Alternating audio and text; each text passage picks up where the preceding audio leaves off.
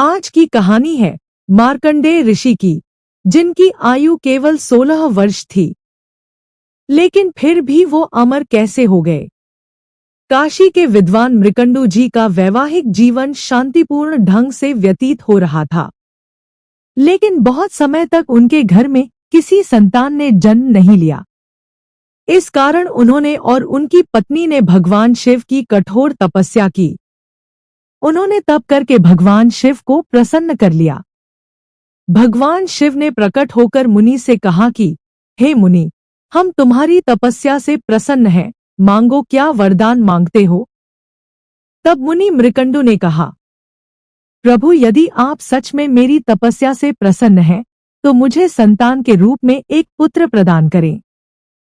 भगवान शिव ने तब मुनि मृकंडू से कहा कि हे मुनि, तुम्हें दीर्घ आयु वाला गुणरहित पुत्र चाहिए या कम आयु वाला गुणवान पुत्र चाहते हो। इस पर मुनि बोले, भगवान, मुझे ऐसा पुत्र चाहिए जो गुणों की खान हो और हर प्रकार का ज्ञान रखता हो, फिर चाहे उसकी आयु कम ही क्यों न हो। भगवान शिव ने उनको पुत्र प्राप्ति का आशीर्वाद दिया और अंतर्ध्यान हो गए। समय आने पर महामुनि मृकंडू और मरुद्वती के घर एक बालक ने जन्म लिया, जो बहुत सुंदर बालक था। मुनि उस बालक को देखकर खुश भी होते थे और उसकी आयु के विषय में सोचकर दुखी भी होते थे। जैसे जैसे बालक बड़ा होने लगा, वैसे वैसे मृकंडू मुनि का दुख बढ़ता ही गया। महामुनि मृकंडू ने अपने बालक को हर प्रकार की शिक्षा दी। वह बालक एक आज्ञाकारी पुत्र था। माता पिता के साथ रहते हुए 15 साल बीत गए। जब 16वां साल आरंभ हुआ तो माता पिता उदास रहने लगे। पुत्र ने कई बार उनसे उनकी उदासी का कारण जानने का प्रयास किया। एक दिन उस बालक ने बहुत जिद की तो महामुनि मृकंडू ने बताया कि भगवान शिव ने तुम्हें मात्र 16 वर्ष की आयु दी है और यह पूर्ण होने वाली है। इस कारण मुझे शोक हो रहा है। अपनी मृत्यु की बात सुनकर भी वह बालक विचलित नहीं हुआ और अपने पिताजी से कहा कि आप चिंता न करें, मैं शिव जी को मना लूंगा और अपनी मृत्यु को टाल दूंगा। तब मृकंडू मुनि ने सोचा कि अपने बालक की आयु की वृद्धि के विषय में किसी संत से पूछना चाहिए। फिर वह अपने बालक को एक संत के पास लेकर गए। संत बोले, यदि इस बालक को किसी सिद्ध महात्मा का आशीर्वाद मिल जाए तो इसकी आयु बढ़ सकती है, इसलिए तुम इसे सभी संतों का आशीर्वाद दिलवाओ। संत का कहना मानकर मृकंडू मुनि अपने बालक को गंगा घाट पर ले गए, जहां पर अनेकों महात्मा गंगा स्नान करने के लिए आते थे। मृकंडू मुनि ने अपने बालक से कहा कि यहाँ जितने भी महात्मा तुम्हें दिखाई दे, उन सभी को साष्टांग प्रणाम करके उनसे आशीर्वाद लिया करो।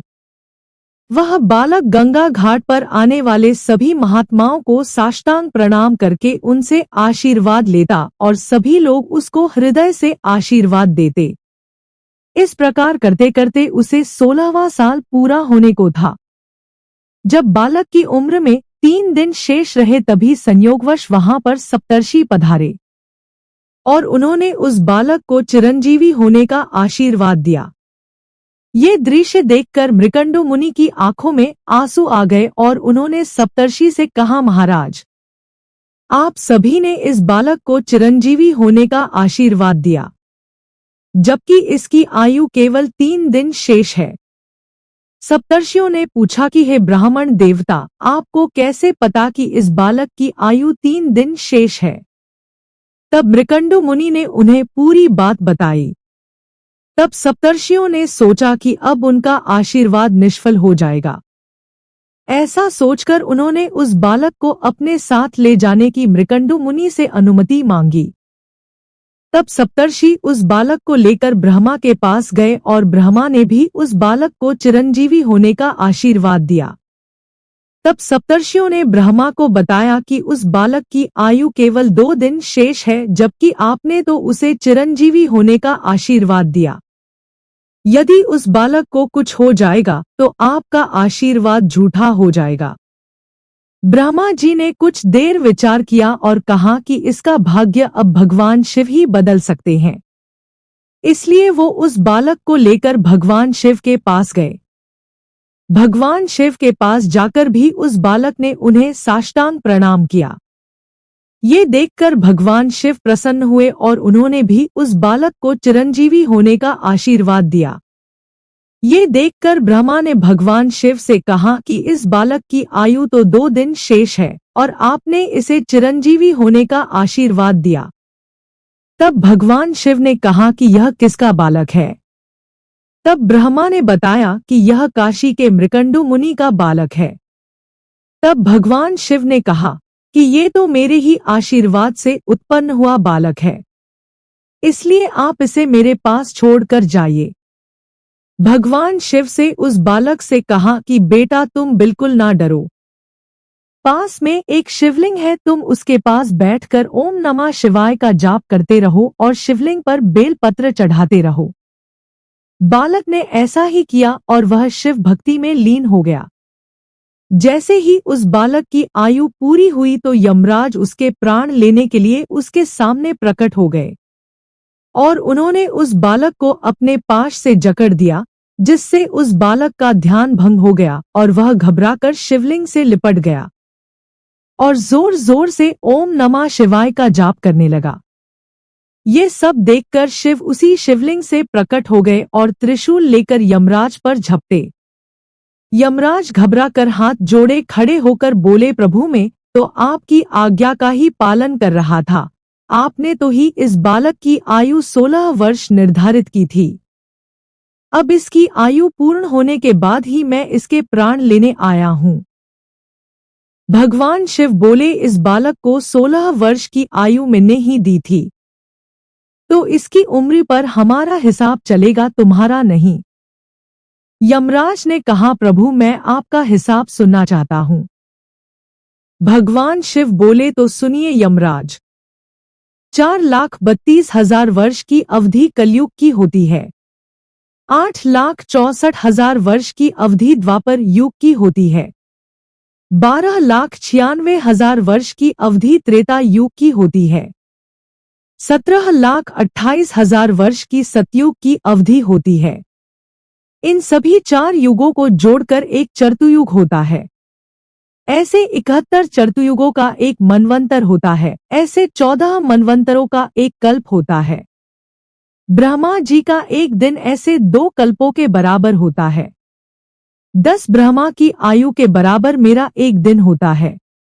अब ऐसे दिनों वाले 12 महीने का एक वर्ष और ऐसे 5 वर्ष की आयु में इस बालक को प्रदान करता हूँ। यमराज ने हाथ जोड़ दिए और कहा, प्रभु जब आपके एक दिन में 10 ब्रह्मा बदल जाते हैं तो मुझ जैसे यमराज की गिनती क्या। यह बालक तो अब अमर हो गया। ऐसा कहकर यमराज वहां से चले गए। यही बालक आगे चलकर महर्षि मार्कंडेय के नाम से प्रसिद्ध हुए।